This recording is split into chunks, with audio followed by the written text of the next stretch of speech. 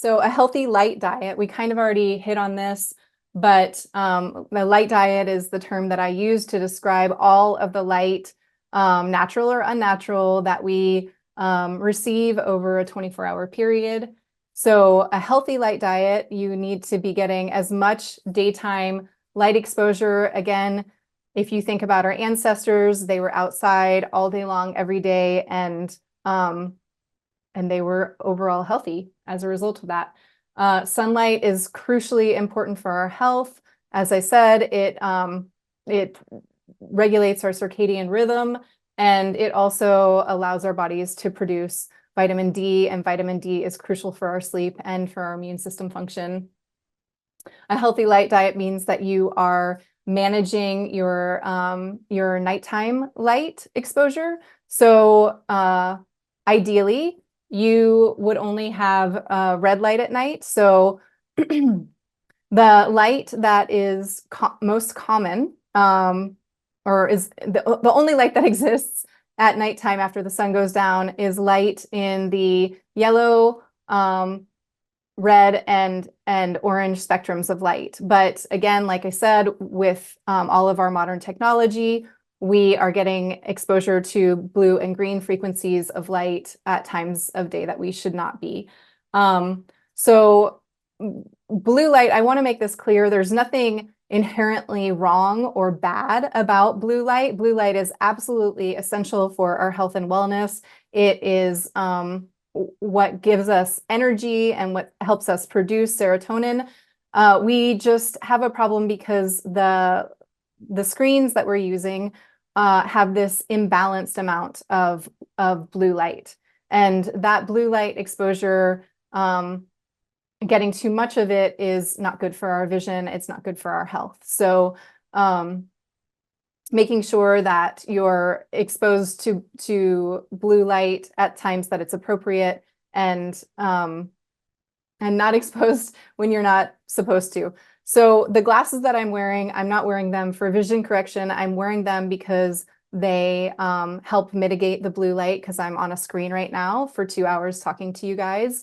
When I'm going to do a little bit of show and tell, but we'll do it at the end of the slide. So there's also a differentiation between incandescent light versus which are the traditional light bulbs that we've had forever, versus the newer light bulbs, the compact fluorescents, and the halogen lights. Sorry, just 1 second.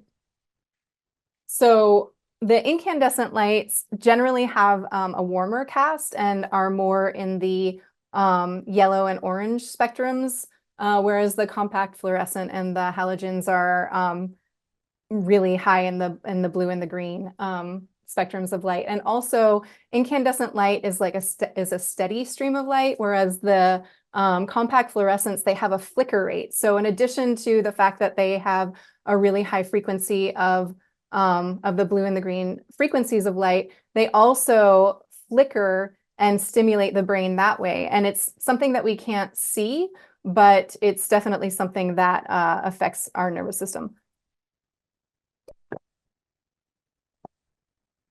Okay, red light at night, either in the form of tools that you use to control your environment, or using candlelight at night, or fires if you have a fireplace. Those are the only sources of light that your body really should have in order to have an optimized circadian rhythm and optimized sleep. So in my house at night, it looks like the red light district in Amsterdam, because I don't have any normal lights on after dark in my house. And in order to achieve that, I use all sorts of different tools. So one of my favorite simple things is, this is just a simple night light.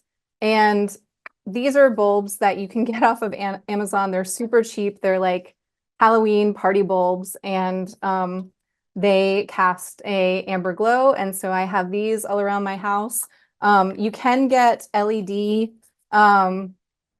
night lights, but they have that flicker rate. So I really recommend, I know that they are more energy efficient, but if you're concerned about your health, I really recommend using incandescent light bulbs. Another thing that I use is glasses.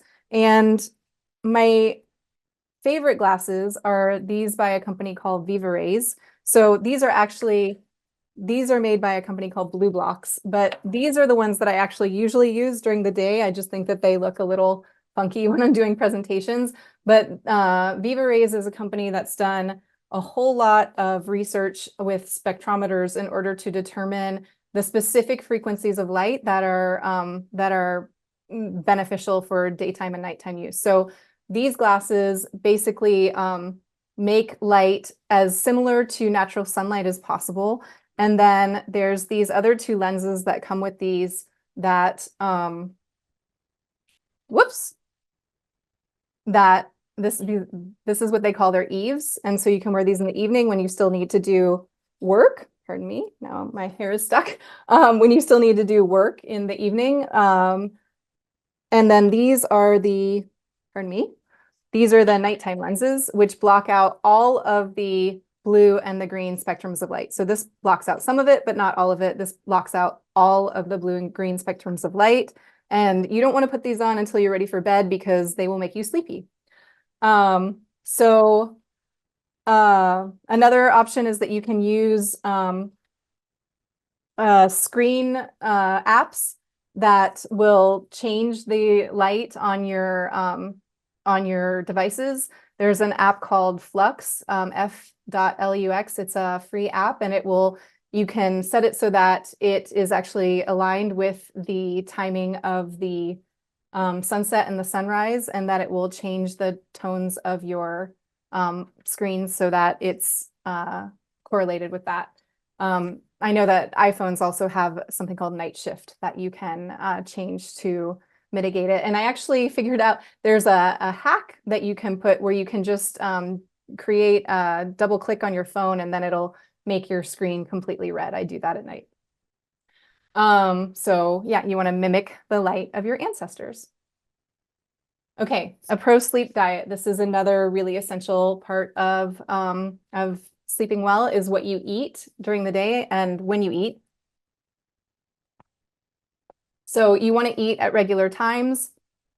The circadian rhythm is also impacted by and impacts your hunger and satiety cues. So you don't want to eat here, there, and everywhere, especially if you're having sleep challenges. You really want to eat at regular, specific times throughout the day, every day. You really want to avoid snacking because snacking doesn't allow your body to properly digest, and it creates more stress and inflammation in the body. Intermittent fasting is wonderful. And what I recommend for people who haven't ever done any fasting in their life is just don't eat at night. So there's a reason breakfast is called breakfast. It's because you're supposed to break your fast from the nighttime. And I know a lot of people who can't sleep well, they get hungry in the middle of the night, and really the best thing that you can do is not eat during that time and to just drink water. This is also a really great way to deal with the symptoms of jet lag, is to not eat while you're traveling, and then once you get to your times to where you are, eat according to the time zone that you're in, like you would, and that will help to reset your circadian rhythm. It's important to eat protein and healthy fat at every meal because this will keep your blood sugar balanced. And there's a difference between healthy fat and poor quality fats. So any fat that is hydrogenated or that has been heated at a high heat, any oil that's been heated at a high heat is probably not going to be good for your health. You want to avoid crap food. That's a wide and simple definition for, I would say, the majority of food in our current food system. You want to eat whole foods. There's a lot of debate about diets and which diet is the best and which diet is the worst. Like I said, everyone is a sample size of one. Everyone is a unique snowflake. So what works well for one person might not work well for another person. What works well for one person at a certain time in their life might be really different for what works well for them at a different time in their life. So I'm not going to ever say that there's one specific diet that is the best for everyone all of the time, but certainly eating healthy, eating whole foods, eating enough so that you have satiety, but not so much that you're overfull, is really essential. Eating an anti-inflammatory diet, I think that is the diet across the board that I could say is the best diet to help with your health and with your sleep. So avoiding foods that cause inflammation, making sure that you chew your food. So many of us today don't chew our food, and again, our ancestors, they didn't have as much food. So whatever they ate, they savored it and they chewed it. And chewing is so crucially essential for digestion, because when you chew, your body creates enzymes and creates stomach acid in order to be able to properly digest and assimilate your food. And if you're having sleep challenges, you're probably also having some sort of nutrient deficiency. And so, as simple as it seems, just taking the time to properly chew your food can really help improve your sleep. You want to avoid stimulants and toxins. So stimulants, obviously, coffee and things like dark chocolate can be stimulants. Also, anything that has MSG. And MSG is really interesting because it's sneaky. They put it in foods in lots of different forms with lots of different names. So some other forms of MSG or names for MSG could be like Torula yeast or just yeast extract. These are things that increase the amount of glutamate in your body. And we talked about glutamate and GABA, and you don't want to be eating a whole bunch of MSG or glutamate in the evening when your body is trying to go to sleep. Toxins in your food, obviously, we have major issues with the chemicals and pesticides that are being used in our food supply. And so eating as much as possible, foods that are free from pesticides and herbicides is really essential. And then you want to stay hydrated through the day. So many people have issues with dehydration and they don't even realize it.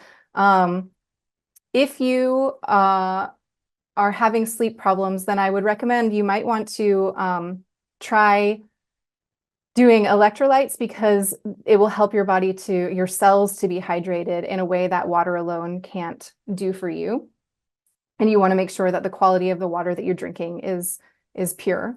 But you also don't want to drink. There's so many, but also you also don't want to drink distilled water, because that water has been is devoid of all of the minerals that you need.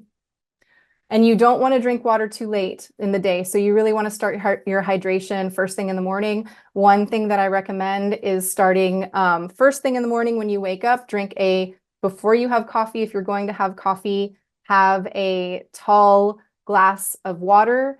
And that will help flush out all the toxins that your body has worked so hard in the night to get rid of. And it will also help wake you up. Another thing that you can do is you can do a little bit, like a half of a fresh squeezed lemon with a half a teaspoon of sea salt, and mix that around. You can do it with warm water if you want to. And that's a really great liver cleanse. It is very stimulating to the liver, and it can be an alternate source of energy to wake you up if you're really reliant on coffee and you want to get rid of coffee. Balanced blood sugar, like I said, is absolutely the key, because if you eat sweets, if you eat too late at night, things that don't balance your blood sugar, you're going to get a blood sugar spike in the middle of the night, and that's certain to wake you up. Okay, your sleep sanctuary. You want your bedroom environment to be a sanctuary. You want it to be a place that you can't wait to go to, that feels safe. You want it to be ideally like a cave, cold, dark, and quiet. And by dark, I mean at nighttime, you want your space to be pitch black as much as possible. So using whatever dark out curtains that you need to do, while also being mindful that a lot of the curtains, if they haven't been properly aired out, this is true of mattresses as well, will have flame retardants in them, and that is really not good for your health and your sleep. So you want your sleep sanctuary to be EMF-free, toxin-free, allergy-free, stress-free, and stimulation-free. And so EMFs, some people are more sensitive than others. Some things to look for is if you have a smart meter outside of your bedroom space, that might be really impacting your sleep. If you keep electronics near your bed, that's very possibly impacting your sleep negatively. Toxins, like I mentioned, in the mattress, in the bedding, in the furniture that you have. Allergies, some people have allergies to dust and dust mites or mold. If you live in a humid climate like here, there's a lot of mold that people don't even realize they're sleeping on moldy mattresses. That can really be negatively impactful to your sleep. And then stress. You really want to make sure that your environment is free of anything that makes you feel stressful. So you might even just go through your bedroom and just take a look around and see, maybe there's a picture of someone that you have had a falling out with that is not, or, you know, a deceased loved one that makes you feel sad when you look at it. Get those things out of your bedroom. And then stimulation free. As much as possible, really, you do not want to have any electronics. You don't want to have your work computer or piles of stuff in your bedroom. Bed position, this is something kind of esoteric, but certain people say that you should sleep with your head facing north. One of my teachers from India says, actually, no, that's the worst place that you can have your your head facing, because this is different, obviously, when you're in the northern hemisphere or in the southern hemisphere. But for people in the northern hemisphere, if your head is facing north, this theory from my teacher is that the iron in your blood will go into your head, and it can cause long-term chronic health issues and also impair your sleep. For sleeping position, really, it's whatever works best for you. There is some research to indicate that sleeping on our sides is best in terms of organ function and also the brain's ability to detox via the glymphatic system. And then, like I said, you really just want to make sure that your space makes you feel super safe and sound. Feng Shui is another really interesting esoteric study of, you know, the energy of a space. And some Feng Shui tips are that you don't want to have your head right underneath a window. And if you do have a window, that you can't avoid having your bed underneath, that you have a really high headboard or something to block the window, and that you don't want to have the doorway opening straight onto your bed, and you don't want your feet facing right out the doorway. Supplementation for sleep. So hold on one second.